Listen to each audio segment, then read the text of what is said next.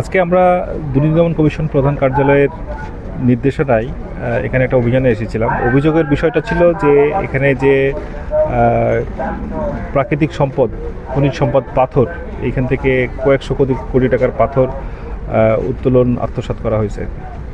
আমরা এখানে এসে সরেজমিনে দেখলাম, স্থানীয় মানুষজনের সাথে কথা বললাম, যারা এখানে বিভিন্ন সেবা দিচ্ছে, যারা পর্যটনে আসছেন তাদের সাথে কথা বলেছি। তাতে সরেজমিনে আমরা যেটা দেখতে পাচ্ছি যে এখানে গত এক বছর আগেও যে অনেক বড় বড় পাথর ছিল, মূল্যবান পাথর ছিল, সেই পাথরগুলো এখান থেকে উঠিয়ে নিয়ে যাওয়া হয়েছে। পরে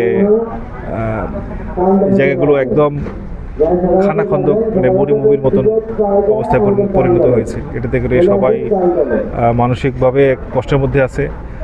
আর অনেকে আগে যেভাবে পর্যটনে আসতেন দেশের বিভিন্ন প্রান্ত থেকে, সেই পর্যটকদের সংখ্যাও কমে গিয়েছে। ফলে এই পর্যটন ইস্যুতে যারা বিভিন্ন ব্যবসা বাণিজ্যের সঙ্গে যুক্ত ছিলেন, জীবিকার সঙ্গে যুক্ত ছিলেন, তারাও ক্ষতিগ্রস্ত হচ্ছে। আমরা যে বিষয়টা নিয়ে কাজ করছি, আমরা যে তথ্য অনুসন্ধানের চেষ্টা করছি সেটা হচ্ছে যে এটা যেহেতু প্রাকৃতিক সম্পদ, রাষ্ট্রীয় সম্পদ, এগুলো আত্মসাৎ করা হয়েছে, এটার সঙ্গে কারা কারা যুক্ত ছিলেন এবং কার কার ইন্ধন ছিল বা কারা এটাতে আশ্রয় প্রশ্রয় দিয়েছেন সেটা ফাইন্ড আউট করা এবং তাদের বিরুদ্ধে রাষ্ট্রীয় সম্পদ আত্মসাৎ বা ধ্বংসের অভিযোগের আইনগত ব্যবস্থা নেওয়া।